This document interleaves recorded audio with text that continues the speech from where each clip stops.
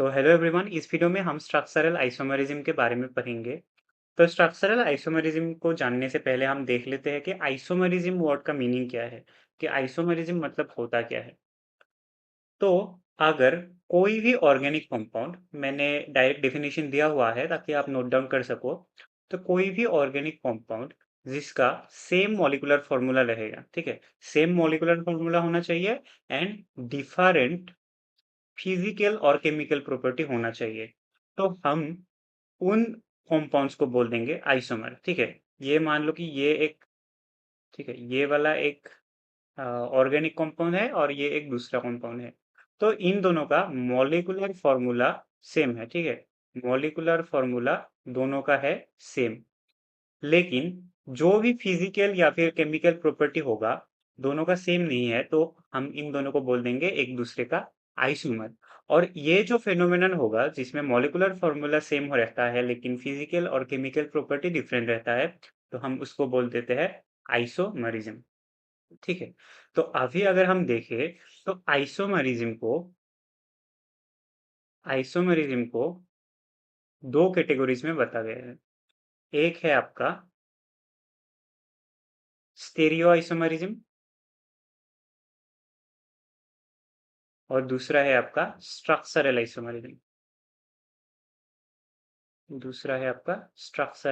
Isomerism. तो mainly हम इस वीडियो में स्ट्रक्चरल आइसोमरिज्म के ऊपर ही फोकस करेंगे। तो स्ट्रक्चरल आइसोमरिज्म को हम देखते हैं। तो ये रहा स्ट्रक्चरल आइसोमरिज्म का डेफिनेशन, कि the isomers having same molecular formula but different structural formula, ठीक है। तो स्ट्रक्चरल फॉर्मूला क्या होना चाहिए, डिफरेंट होना चाहिए, आर कॉल्ड स्ट्रक्चरल आइसोमर्स। तो स्ट्रक्चरल फॉर्मूला यानी कि क्या है, कि आपका जो भी स्ट्रक्चर होगा उन दोनों का स्ट्रक्चर डिफरेंट होना चाहिए, ठीक है। और मॉलिक्यूलर फॉर्मूला क्या होना चाहिए, मॉलिक्यूलर फॉर्मूला होना चाहिए सेम। तो हम उनको बोल देंगे स्ट्रक्चरल आइसोमर। तो स्ट्रक्चरल आइसोमर ये दोनों हो जाएगा, और ये जो फेनोमेनन रहेगा उसको हम बोल देंगे स्ट्रक्चरल आइसोमरिज्म, ठीक है। तो अभी हम स्ट्रक्चरल आइसोमरिज्म के कुछ कैटेगरीज को देखेंगे और तब हम बढ़िया से एग्जांपल्स देखेंगे तो हमें अच्छे से पता लग जाएगा। तो स्ट्रक्चरल आइसोमरिज्म का कैटेगरीज, पहला एक कैटेगरी है कि सेइन आइसोमरिज्म। दूसरा एक कैटेगरी है आपका सेइन आइसोमरिज्म, चला गया। उसके बाद आपका आ गया पोजीशन पोजीशन आइसोमरिज्म। तीसरा आ गया आपका रिंग सेइन आइसोमरिज्म।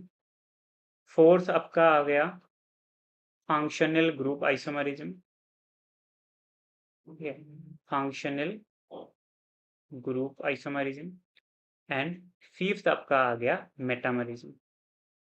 तो ये 5 आइसोमरिज्म के बारे में हम अभी डिटेल में देखेंगे। तो पहले आते हैं सेइन आइसोमरिज्म पे, ठीक है। ये कैटेगरी है आपका स्ट्रक्चरल आइसोमरिज्म का। तो सेइन आइसोमरिज्म पे आप देखो कि सेइन isomers are the compounds those having same molecular formula. तो आप याद ही रखो कि इसमें सेम मॉलिक्यूलर फॉर्मूला ही होगा, लेकिन ओके, ये वाला स्पेलिंग मिस्टेक है, ये होना चाहिए था बट, ठीक है। बट डिफरेंट कार्बन स्केलेटन, तो कार्बन स्केलेटन क्या रहेगा, डिफरेंट रहेगा, ठीक है। तो यहाँ पर मेनली हमारा मॉलिक्यूलर फॉर्मूला तो सेम ही रहेगा, हमने ऑलरेडी देख लिया था आइसोमरिज्म पे। तो हमारा डिफरेंट कुछ कुछ पैरामीटर्स पे डिफरेंट रहेगा, जैसे कि सेम आइसोमरिज्म पे क्या डिफरेंट है, कार्बन स्केलेटन में डिफरेंट है। तो हम देख लेते हैं कि कार्बन स्केलेटन में डिफरेंट कैसे है एग्जाम्पल की मदद से। तो मान लेते हैं कि हम, ये वाला क्या है, ये वाला आपका हो गया एल्केन, इसका नाम है ब्यूटेन, ठीक है। तो हम ब्यूटेन का एग्जांपल ले लेते हैं। तो ब्यूटेन को हम ऐसे भी लिख सकते हैं, या फिर हम ब्यूटेन को ऐसे भी ड्रॉ कर सकते हैं। तो अगर आप नंबर ऑफ कार्बन कैलकुलेट करोगे तो यहाँ पर ये 1 2 3 4 कार्बन हो गया, और यहाँ पर भी 1 2 3 4 कार्बन हो गया। तो अगर आप नंबर ऑफ हाइड्रोजन्स भी आप जुड़ा दोगे, यहाँ पर हाइड्रोजन्स भी अटैच कर दोगे, तो यहाँ पर 3 हाइड्रोजन आ गया, यहाँ पर 3, फिर आपका इस पोजीशन पे 2 हाइड्रोजन आ जाएगा, और इस पोजीशन पे 2 हाइड्रोजन। तो टोटल आपका हो गया हाइड्रोजन 10 हाइड्रोजन हो गया। फिर आप नेक्स्ट वाले पर आ जाओ, यहाँ पर 3, यहाँ पर 3 एंड यहाँ पर 3। और फिर ये इस कार्बन पे एक हाइड्रोजन जुड़ेगा। तो आपका total number of carbon same है, total number of hydrogen same है, ठीक है, टोटल नंबर ऑफ हाइड्रोजन भी आपका सेम है। तो इन दोनों का मॉलिक्यूलर फॉर्मूला सेम हो गया, ठीक है, मॉलिक्यूलर मास सेम हो गया, मॉलिक्यूलर फॉर्मूला सेम हो गया इन दोनों का। लेकिन जो कार्बन स्केलेटन रहेगा, कार्बन स्केलेटन एक का ऐसे डायरेक्टली स्ट्रेट ब्रांच है, स्ट्रेट चेन, और एक का क्या है, ब्रांच निकल गया। तो कार्बन स्केलेटन में क्या आ गया, डिफरेंस आ गया। तो ये दोनों क्या हो गया, एक दूसरे का सेम आइसोमर हो गया। उसके बाद हम दूसरा एक एल्किन का एग्जांपल लेके देखते हैं, कि जैसे कि ब्यूटीन का एग्जांपल लेते हैं, C4H8। तो ये आपका आ गया carbon, double bond, carbon, single bond, carbon, single bond, carbon. तो यहाँ पर 3 हाइड्रोजन आएगा, यहाँ पर 2 हाइड्रोजन, यहाँ पर आपका आएगा 1 हाइड्रोजन, और यहाँ पर 2 हाइड्रोजन, ठीक है। तो नंबर ऑफ कार्बन 4 है और नंबर ऑफ हाइड्रोजन है 3, 6 एंड 8, ठीक है। फिर हम इसको ऐसे ड्रॉ कर सकते हैं ना, कि CH2 double bond CH3 and then CH3। तो अभी देखो कि ये कैसे क्या चेंज हुआ यहाँ पर अगर आप देखोगे, तो यहाँ पर ये वाला मिथाइल ग्रुप एंड यहाँ का ये वाले हाइड्रोजन का क्या हुआ, इंटरचेंज हुआ, ठीक है। यहाँ पर इस कार्बन के साथ हमारा पहले हाइड्रोजन जुड़ा हुआ था, लेकिन अभी क्या जुड़ गया, अभी आपका जुड़ गया मिथाइल ग्रुप। और इस कार्बन के साथ पहले जुड़ा हुआ था मिथाइल ग्रुप, लेकिन अभी क्या जुड़ गया, आपका एक दूसरा हाइड्रोजन आ गया, है ना। पहले 2 हाइड्रोजन था, अभी ये दूसरा हाइड्रोजन आ गया। तो हमने क्या कर दिया, इंटरचेंज कर दिया, और हमने क्या बना दिया, ये सेन आइसोमर्स बना दिया। तो ये एक दूसरे का क्या हो गया, सेन आइसोमर्स, ठीक है। तो अभी हम आते हैं पोजीशन आइसोमरिज्म पे। पोजीशन आइसोमरिज्म पे अगर हम देखें डेफिनेशन, तो यहाँ पर दिया हुआ है कि पोजीशन आइसोमर्स आर, ठीक है, ये एस नहीं रहेगा, position isomers are isomers those differ in position, ठीक है, किस चीज पे डिफरेंट होगा हमें वो देखना है, differ in position of substituent atom और functional group on the carbon chain. तो कार्बन चेन में फंक्शनल ग्रुप और सब्स्टिट्यूएंट एटम का क्या होगा, पोजीशन में डिफरेंस आएगा। जैसे कि हम एग्जांपल लेते हैं, ये आपका हो गया ब्यूटेन, इसके अगर हम फर्स्ट पोजीशन पे क्लोरीन को लगा दे, ये एक हमारे पास कंपाउंड हो गया। फिर सेम ये हमारे पास है ब्यूटेन, यहाँ पर अगर हम सेकेंड पोजीशन पे लगा दे, तो हमारे पास ये दूसरा एक कंपाउंड हो गया। दोनों ही ब्यूटेन है, दोनों के पोजीशन को अगर हम देखें, तो ये आपका फर्स्ट पोजीशन, ये सेकेंड, थर्ड एंड ये फोर्थ। यहाँ पर भी similarly first, second, third and fourth. तो हमारा क्या था कि जो क्लोरीन, अभी आप अगर इन दोनों का मॉलिकुलर फॉर्मूला देखोगे, ठीक है, मॉलिकुलर फॉर्मूला अगर देखोगे तो सेम है, सेम नंबर ऑफ कार्बन रहेगा, सेम नंबर ऑफ हाइड्रोजन रहेगा, आप कैलकुलेट कर सकते हो, सेम नंबर ऑफ क्लोरीन है। तो यहाँ पर देखोगे तो जो क्लोरीन फंक्शनल ग्रुप या फिर क्लोरीन एटम, आप जो भी बोलो, ये फर्स्ट नंबर पोजीशन पे है। लेकिन अभी क्या हो गया, अभी ये सेकेंड पोजीशन पे आ गया, है ना। तो क्या हो गया, हमारे पोजीशन में डिफरेंस आ गया। तो ये क्या हो जाएगा, एक दूसरे के पोजीशन आइसोमर हो जाएगा। सिमिलरली अगर हम दूसरा एक एग्जांपल ले ले, जैसे कि एक एल्किन का एग्जांपल लेते हैं, ये डबल बॉन्ड, ये हमारे पास क्या है, पेंटीन, ठीक है। उसके बाद अगर हम डबल बॉन्ड के पोजीशन को चेंज कर दे, कि डबल बॉन्ड को यहाँ पर ला दे, तो हम अगर अभी देखें नंबरिंग 1 2 3 एंड देन आपका 4 एंड 5, यहाँ पर भी सिमिलरली 1 2 3 4 एंड देन आपका 5। तो यहाँ पर हमें देखने पर पता लगेगा कि यहाँ पर 2 नंबर पोजीशन पे क्या है, डबल बॉन्ड है, ठीक है, 2 नंबर पोजीशन से स्टार्ट हो रहा है, और यहाँ पर 1 नंबर पोजीशन से डबल बॉन्ड स्टार्ट हो रहा था। तो एल्किन भी हमारा क्या है, एल्किन भी one kind of functional group है। तो फंक्शनल ग्रुप ने अपना पोजीशन डिफर कर दिया, कहाँ पर पोजीशन डिफर कर दिया, कार्बन चेन पे। तो ये हमारा क्या हो जाएगा, ये दोनों एक दूसरे का क्या हो जाएगा, एक दूसरे का हो जाएगा पोजीशन आइसोमर। और ये जो फेनोमेनन रहेगा पोजीशन आइसोमर का, कि हमारा मॉलिक्यूलर मास सेम रहता है, लेकिन पोजीशन फंक्शनल, सॉरी, हाँ, सब्स्टिट्यूएंट एटम और फंक्शनल ग्रुप के पोजीशन में चेंज आता है कार्बन चेन में। तो इसको बोला जाता है, इस फेनोमेनन को बोला जाता है पोजीशन आइसोमरिज्म। तो हम अभी थोड़ा सा और एग्जांपल देखते हैं, ताकि हमें क्लियर आइडिया लग जाए। तो हम दूसरा एग्जांपल देखते हैं कि अगर आप डाई सब्स्टिट्यूटेड बेंजीन की बात करो, ये डाई सब्स्टिट्यूटेड बेंजीन की सेम या फिर डिफरेंट, तो मान लेते हैं क्लोरीन से हमने सब्स्टिट्यूट कर दिया। ये सब्स्टिट्यूशन आपका क्या हो गया, ऑर्थो, है ना। ये आपका ऑर्थो पोजीशन में आ गया। फिर दूसरे में हमने डाल दिया मेटा पोजीशन पे, और तीसरे पे ये आपका आ गया पैरा पोजीशन पे, है ना। ये आपका 1 एंड 2 पोजीशन पे रहेगा तो ये आपका हो गया ऑर्थो। 1 एंड 3 पोजीशन पे आपका आ गया मेटा। 1 एंड 4 पोजीशन पे आपका आ जाता है पैरा। तो ये जो ऑर्थो मेटा पैरा कॉम्पाउंड्स है, ठीक है, इसका जनरल फॉर्मूला क्या रहेगा, जनरल फॉर्मूला रहेगा C6H4Cl2, है ना। C6H4Cl2। तो ये वाले जो कंपाउंड है ऑर्थो मेटा एंड पैरा, ये तीनों भी एक दूसरे के क्या है, पोजीशन आइसोमर्स है। तो ये तीनों एक दूसरे के क्या होंगे, पोजीशन आइसोमर्स, ठीक है। तो अभी हम नेक्स्ट एक एग्जांपल में आते हैं। तो ये एग्जांपल नहीं, आप क्वेश्चन मान सकते हो, ठीक है। ये एक क्वेश्चन रहेगा आपके लिए। आप वीडियो को करना पॉज और आप ट्राई करो। वीडियो को पॉज करके आप ट्राई करो। कार्बोक्सिलिक एसिड हो गया। हम्म,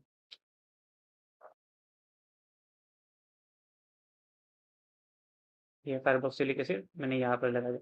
तो आप वीडियो को पॉज करो और ट्राई करो कि ये जो दोनों है 1 एंड 2, ये दोनों एक दूसरे के कौन सा आइसोमर होगा, मतलब सेम आइसोमर होगा या पोजीशन आइसोमर होगा। हमने तो अब तक दो आइसोमर ही देखे हैं, दो टाइप के आइसोमरिज्म। तो आप बताओ। तो वीडियो को पॉज करो और ट्राई करो। मैं आंसर बता देता हूँ। तो यहाँ पर अगर हम देखेंगे तो ये बात याद रखना कि जैसे कार्बोक्सिलिक एसिड हो गया, कार्बोक्सिलिक एसिड हो गया, या फिर आपका एल्डिहाइड हो गया, ठीक है, या फिर आपका साइनाइड ग्रुप हो गया, ठीक है। तो ये तीनों क्या रहता है, ऑलवेज टर्मिनल पोजीशन पे रहता है। यानी कि यहाँ पर जो कार्बन रहता है उसको आपको as a part of main carbon chain रखना होता है, ठीक है। तो इस वजह से क्या होगा ना कि आपको इसको नंबरिंग 1 करना हुआ, फिर इसको 2, फिर 3 एंड देन 4। यहाँ पर भी आप देखो, इसको नंबरिंग 1 कर दिया, इसको 2 एंड देन 3। यानी कि जो भी कार्बन प्रेजेंट होगा, या कार्बोक्सिलिक एसिड हो गया, या फिर साइनाइड ग्रुप, या फिर आपका एल्डिहाइड ग्रुप, वो टर्मिनल पे टर्मिनल पोजीशन पे रहेगा, और ये मेन कार्बन चेन एक हिस्सा होगा वो वाला कार्बन। तो क्या होगा ना कि उसको as a part of main carbon chain रखना है।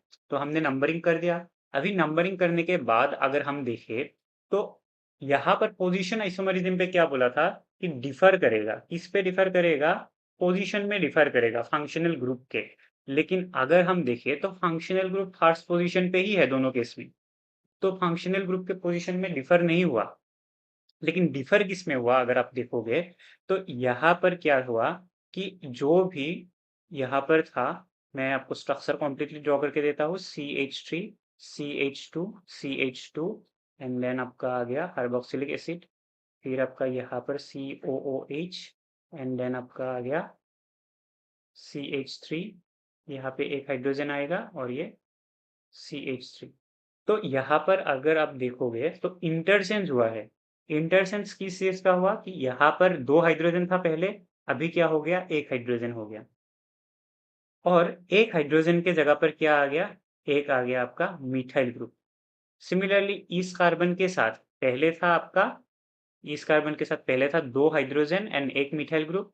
लेकिन अभी क्या हो गया, दो हाइड्रोजन के साथ तीसरा हाइड्रोजन आ गया। यानी कि क्या हुआ कि हाइड्रोजन एंड मिथाइल ग्रुप का क्या हुआ, इंटरचेंज हुआ।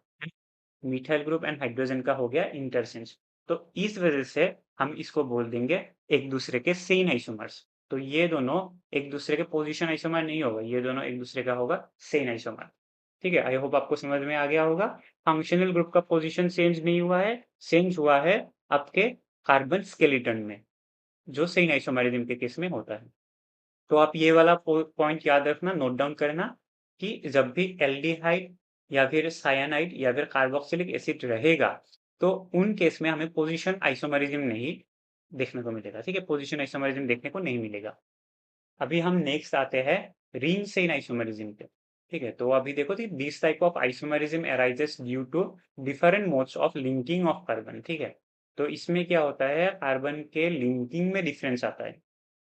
जैसे कि अगर हम बात करें, एक एल्किन को ले लेते हैं। ठीक है, ये आपका हो गया CH2 डबल बॉन्ड CH, और ये आपका आ गया CH3। ठीक है, ये आपका हो गया मीथ ईथ प्रोपिन हो गया, तो ये आपका है एक एल्किन। अभी अगर same number of carbon and same number of hydrogen का एक अगर हमें ड्रॉ करना है स्ट्रक्चर, तो हमें ये एक स्ट्रक्चर मिलेगा। ये है आपका साइक्लोएल्केन।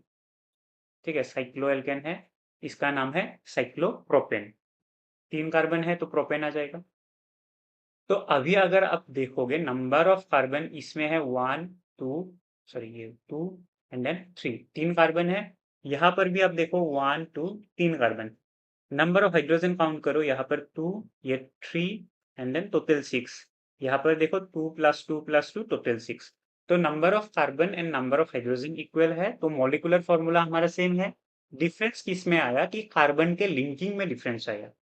ये आप डायरेक्टली देख सकते हो कि कार्बन के लिंकिंग में डिफरेंस है, तो ये हो जाएगा आपका रिंग सेन आइसोमेरिज्म। ठीक है, रिंग सेन आइसोमेरिज्म हो जाएगा। तो आप याद रखना कि सेम मॉलिक्यूलर फॉर्मूला का एल्कीन और एंड सेम मॉलिक्यूलर फॉर्मूला का एल्कीन एंड साइक्लो एल्केन अगर दिया हुआ हो, तो ये एक दूसरे का क्या हो जाएगा, रिंग सेन आइसोमर हो जाएगा। सिमिलरली अगर ये आपके पास आ गया एल्काइन, सॉरी हाइड्रोजन नहीं आएगा, ये आपका आ गया एल्काइन CH3। तो एल्काइन के केस में ये आपका आ गया साइक्लो एल्किन। ठीक है, आप number of carbon number of hydrogen count करो, ये एल्काइन एंड ये आपका हो गया साइक्लो एल्किन। पहले था साइक्लो एल्केन, अब ये साइक्लो एल्किन। तो इन दोनों में क्या होगा, ये दोनों एक दूसरे का हो जाएगा रिंग सेम आइसोमर्स। सिमिलरली हम दूसरे एग्जांपल्स भी देख सकते हैं, जैसे कि ये आपके पास आ गया साइक्लोहेक्सेन, है ना, ये आपके पास है साइक्लोहेक्सेन। फिर आप ये कर सकते हो कि आपने साइक्लोपेंटेन ड्रॉ करा दिया और उसके साथ अपने किसी भी पोजीशन में एक मिथाइल ग्रुप को एज ए ब्रांच दिखा दिया। तो आप नंबर ऑफ कार्बन यहाँ पर एंड यहाँ पर कैलकुलेट करो, नंबर ऑफ हाइड्रोजन कैलकुलेट करो, आपको पता लग जाएगा कि मॉलिक्यूलर फॉर्मूला सेम है, लेकिन डिफरेंस क्या है, डिफरेंट आ गया आपका कार्बन एटम्स के लिंकिंग में। और कार्बन एटम्स के लिंकिंग में अगर डिफरेंस आ गया तो हम उसको बोल देंगे रिंग सेम आइसोमर्स, और फेनोमेनन को बोल देंगे रिंग सेम आइसोमरिज्म। तो अभी फंक्शनल ग्रुप आइसोमरिज्म पे देखोगे तो यहाँ पर पता लग जाएगा कि जब भी हमारा सेम मॉलिक्यूलर फॉर्मूला होता है लेकिन डिफरेंट अगर फंक्शनल ग्रुप रहेगा, same molecular formula and different functional group, तब हम उसको बोल देंगे फंक्शनल आइसोमर्स। ठीक है, फंक्शनल आइसोमर बोल देंगे, ये ग्रुप को हटा दो, फंक्शनल आइसोमर बोल देंगे। एंड इस फेनोमेनन को बोलेंगे फंक्शनल ग्रुप आइसोमरिज्म। तो अभी हम कुछ एग्जांपल्स देखते हैं, जैसे कि आपके पास अगर ये रहा एल्कोहल एंड ईथर। ठीक है, ये आपका CH3 CH2 CH2 and OH, ये आपके पास एक एल्कोहल है, और हमने दूसरा लगा दिया एक ईथर CH3O CH2 CH3। तो एल्कोहल एंड ईथर, यहाँ पर फंक्शनल ग्रुप चेंज हुआ है, यहाँ पर OH हाइड्रोक्सिल ग्रुप था और यहाँ पर ये देखो, तो यहाँ पर फंक्शनल ग्रुप का क्या हुआ है, चेंज हुआ है। फंक्शनल ग्रुप का अगर चेंज होगा और सेम मॉलिक्यूलर फॉर्मूला रहेगा, आप नंबर ऑफ कार्बन हाइड्रोजन और ऑक्सीजन कैलकुलेट करके देख लो, सेम ही है, तो हम उसको बोल देंगे फंक्शनल ग्रुप आइसोमर्स। तो यहाँ पर अगर देखोगे तो क्या हुआ कि यहाँ पर इस वाले ऑक्सीजन को निकाला है हमने और इस वाले बॉन्ड पे इंसर्ट कर दिया, देखो यहाँ पर इंसर्ट कर दिया, और यहाँ पर उसके बाद हमने क्या कर दिया, इस कार्बन के साथ इस हाइड्रोजन को जुड़ा दिया, है ना। तो ये हमारा क्या हो गया, फंक्शनल ग्रुप फंक्शनल आइसोमर्स हो गया। तो अभी हम नेक्स्ट एग्जांपल्स भी देखते हैं, जैसे कि आप एल्डिहाइड एंड कीटोन की अगर बात करें तो ये आपका आ गया CH3 C double bond O CH3, ये आपका कीटोन हो गया। Similarly CH3, CH2, C double bond OH। आप कैलकुलेट करो number of carbon and number of hydrogen, आपको पता लग जाएगा कि दोनों सेम है, तो मॉलिक्यूलर फॉर्मूला आपका सेम रहेगा। तो मॉलिक्यूलर फॉर्मूला अगर सेम रहेगा और फंक्शनल ग्रुप पहले में है कीटोन और दूसरे में है एल्डिहाइड, तो आपका क्या हो गया, फंक्शनल ग्रुप आइसोमर हो गया। अभी बहुत से बुक में क्या दिया है कि सिर्फ एल्डिहाइड एंड कीटोन को एक दूसरे का फंक्शनल ग्रुप दिखा दिया है, लेकिन उसके साथ हम देखते हैं कि दूसरे कुछ एग्जाम्पल भी हम ले सकते हैं कि नहीं, कि दूसरे फंक्शनल ग्रुप में भी इनको कन्वर्ट कर सकते हैं कि नहीं, कि वो फंक्शनल आइसोमरिज्म दिखाए, फंक्शनल ग्रुप आइसोमर बन जाए, फंक्शनल आइसोमर। तो हम देखते हैं कि इसको CH2 double bond CH CH2OH इस वाले मॉलिक्यूलर फॉर्मूला में लिखिए, तो ये क्या हो गया, आपका अनसेचुरेशन प्रेजेंट है, तो इसको बोल देंगे अनसेचुरेटेड एल्कोहल। ठीक है, एल्कोहल ग्रुप प्रेजेंट है, हाइड्रोक्सिल ग्रुप, तो इसको बोल देंगे अनसेचुरेटेड एल्कोहल। तो ये तीनों एक दूसरे के क्या हो गया, फंक्शनल आइसोमर हो गया। ठीक है, फंक्शनल आइसोमर। यहाँ पर number of carbon and hydrogen calculate करो, इन दोनों के जैसे ही सेम है। सिमिलरली हम एक दूसरा एग्जांपल भी ले सकते हैं कि साइक्लिक ईथर, जैसे हमने ईथर को देखा था कि ये वाला ईथर था, ठीक है, ये वाला साइक्लिक ईथर नहीं था, ओपन चेन ईथर था। हम अभी साइक्लिक ईथर को अगर देखेंगे, यहाँ पर आपका आ जाएगा CH, ओके, ऑक्सीजन, यहाँ पर CH एंड देन CH3। तो इसका भी आप देखो, number of hydrogen, number of carbon and number of oxygen बाकी तीनों के साथ सेम है। तो डिफरेंस क्या आया इसमें, कि डिफरेंस आया फंक्शनल ग्रुप में। तो फंक्शनल ग्रुप यहाँ पर क्या है, इथर फंक्शनल ग्रुप है ना। तो इथर फंक्शनल ग्रुप में चेंज हुआ, तो पहला था आपका कीटोन, उसके बाद हो गया एल्डिहाइड, उसके बाद अनसैचुरेटेड अल्कोहल एंड ईथर। तो ये फोर, अगर मॉलिक्यूलर फॉर्मूला सेम रहेगा तो ये फोर एक दूसरे के किस में रहेगा, फंक्शनल आइसोमर पे रहेगा, है ना। और फेनोमेनन को बोल देंगे हम फंक्शनल ग्रुप आइसोमरिज्म। फिर अगर आप देखें तो दूसरा एक एग्जांपल, ये पहला हमारा एग्जांपल था, ठीक है, ये पहला दो एग्जांपल था, अभी ये फोर एक दूसरे एग्जांपल पे गया। फिर एक तीसरा एग्जांपल भी हम ले लेते हैं, कम्प्लीटली देखते हैं कि CH3 CH2 CH2 COOH, ये आपका हो गया कार्बोक्सिलिक एसिड, हम उसको बोलेंगे ब्यूटानोइक एसिड, 4 कार्बन वाला है। फिर आपका आ गया CH3 CH2 COO CH3, है ना, ये आपका हो गया एस्टर। तो यहाँ पर कार्बोक्सिलिक एसिड फंक्शनल ग्रुप है, यहाँ पर एस्टर फंक्शनल ग्रुप है। तो आप अगर देखोगे तो number of carbon, hydrogen and oxygen दोनों में सेम है, लेकिन फंक्शनल ग्रुप में डिफरेंस आया, तो ये फंक्शनल आइसोमर हो जाएगा एक दूसरे का। सिमिलरली अगर हम इसको कन्वर्ट करें एक दूसरे फंक्शनल ग्रुप पे, जैसे कि CH3 carbon double bond oxygen, ketone बना दिया हमने, CH2 CH2 एंड OH।